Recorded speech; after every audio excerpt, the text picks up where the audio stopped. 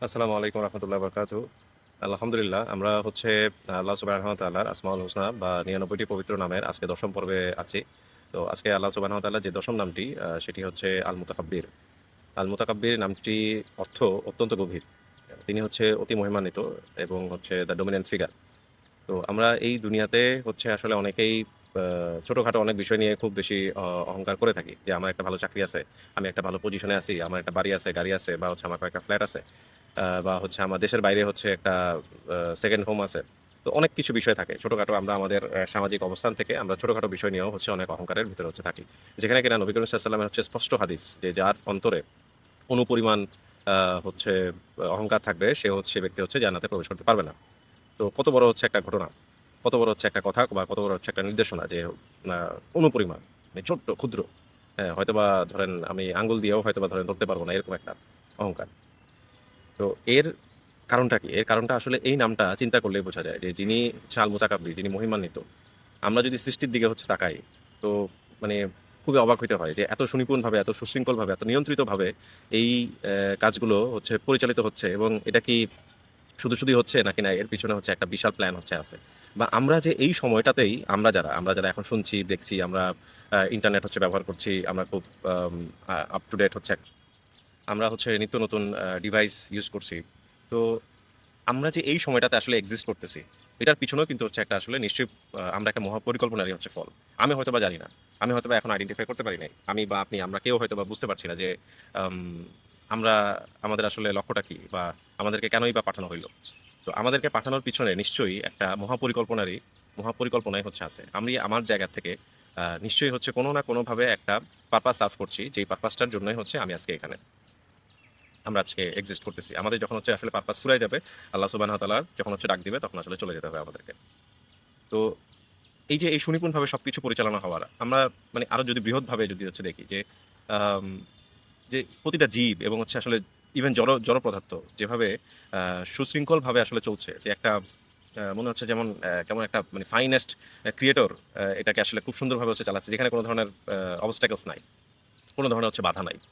আম জড় বস্তু যেমন আমরা তো অনেক সময় ভাবি যে হচ্ছে যে আসলে জীব বস্তুই মনে হয় হচ্ছে ঘোরাঘুরি করে বা তাদেরই হচ্ছে একটা ফ্রি উইল আছে। তারা নিজেরা নিজেদের মতো করে হচ্ছে চালায় নেয়। কিন্তু আপনি চিন্তা করেন যে যে মেঘ সেটাও তো হচ্ছে আসলে মুভ করতেছে। কোন না কোনভাবে মুভ করতেছে। তার রং পরিবর্তন হচ্ছে। কালো মেঘ, সাদা মেঘ। অ্যাম মানে সাদার ভিতরেও আবার হচ্ছে কত ধরনের শেড। তারপরে হচ্ছে সমুদ্রের যে ঢেউ সেটাও কিন্তু হচ্ছে মুভিং। কখনো ছোট, কখনো বড়, কখনো সে অনেক বিধ্বংসী, কখনো সে হচ্ছে খুবই আ আ জোয়ারের সময় তাকে মনে হয় যে সে আসলে আমাদেরকে শুধু দিয়েই যাচ্ছে। তো আলহামদুলিল্লাহ যে হচ্ছে যে এইসব জিনিস ভাবতে গেলে বা হচ্ছে এই যে নামের সাথে আমরা যখন আসলে রিলেট করি, তখন খুবই আ মানে সুবহানাল্লাহ না বলে আসলে হচ্ছে পারা যায় না। মানে মন থেকেই হচ্ছে আসলে আলহামদুলিল্লাহ যে আল্লাহ তাআলা হচ্ছে যে পাঠিয়েছেন এবং হচ্ছে আমাকে কি ধরনের দায়িত্ব দিছে। আমাকে বরং হচ্ছে সুসজ্জিত করে পাঠাইছেন। আমার যে হাত দিছে, পা দিছে, চোখ দিছে, কান দিছে, মুখ দিছে, মাথার ভিতরে হচ্ছে একটা ধরেন ব্রেইন দিছে, সুস্থভাবে আছি, হ্যাঁ? আমাদের বডির ভিতরে নাকি পাকস্থলীর ভিতরে যে হচ্ছে ৪০,০০০ ট্রিলিয়ন হচ্ছে ব্যাকটেরিয়া ঘোরাফেরা করতেছে। তাদের একটা কাজ আছে। তারা সেই কাজটা প্রতিনিয়ত করে যাইতেছে। আমি তো চালাইতেছি না তাকে। আমাদের ভিতরে যে ২০৬ টা ছোট বড় মিলায় যে হাড়-গোড়, এটাও হচ্ছে আমার কোন নিয়ন্ত্রণে নাই। আমি এটাকে টান দিয়ে বড় করতে পারতেছি না। আমি এটা একটুখানি ফাঁকা হয়ে গেলে আমার হচ্ছে ডাক্তারের কাছে গিয়ে ওষুধ খাওয়া লাগতেছে কোনভাবে। মাঝে ক্ষয় হয় অনেকের বয়স হয়ে গেলে। তো এই যে দেখেন এই হাড়-গোড়ের আমার এগুলো আমার। কিন্তু তারপরে এগুলোর উপরে আমার কোন নিয়ন্ত্রণ নাই।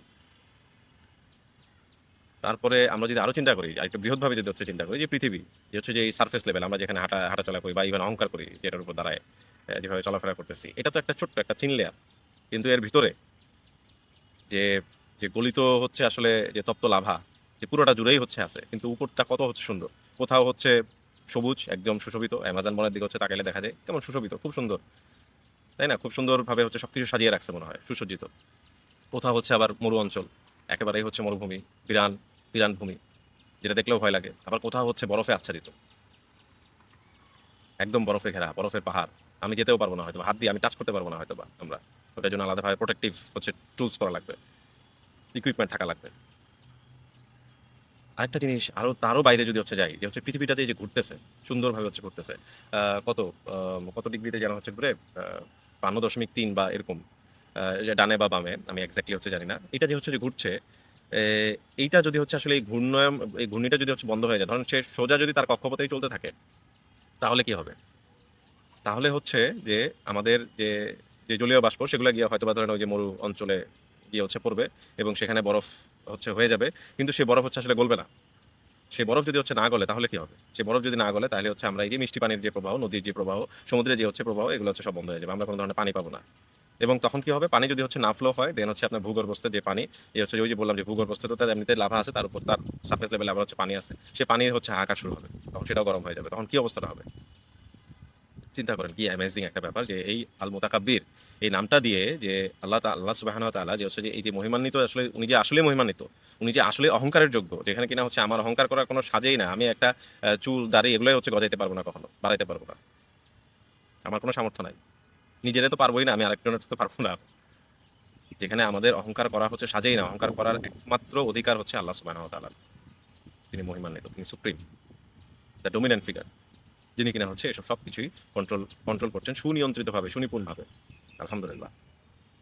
তো যাই হোক আমরা আলহামদুলিল্লাহ যে হচ্ছে যে আমরা ১০ম নামটি আমরা আজকে শেষ করলাম এবং সারাদিনে আমরা এটাকে আমাদের রেগুলার কাজের ভিতরে হচ্ছে মনে করব এবং এই নামটাকে নিয়েই হচ্ছে আমরা আসলে দোয়া করব যে আ হে মুতাকাব্বির, আপনি হচ্ছে আমাদের ভিতরে যদি অনুপরিমাণ অহংকারও হচ্ছে থাকে সেটাকে দূর করে দেন এবং হচ্ছে নিরহংকারভাবে যেন হচ্ছে আপনার সাথে আমাদের সাক্ষাৎ হয়। সেজন্য অলওয়েজ হচ্ছে আমরা দোয়া রাখি এবং হচ্ছে যে আমরা যেন জান্নাত লাভ করতে পারি। আসসালামু আলাইকুম ওয়া রাহমাতুল্লাহি ওয়া বারাকাতুহু।